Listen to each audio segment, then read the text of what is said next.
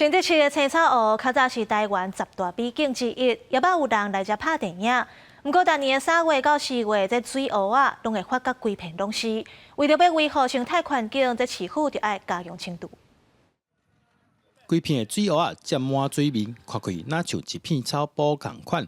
逐年3月开始，新竹市青草湖的水面就会发水湖啊，那严重影响当地的生态。附近做生意的店家嘛受影响。天鹅船啊，客人就没有办法滑行出去。那像是 SUP 啊，或是水翼这些活动，都会被阻碍。你这湖去听到一定连愈大愈侪，就规个就已经就紧了，就嘿，哇，足紧的吼！足紧的啊！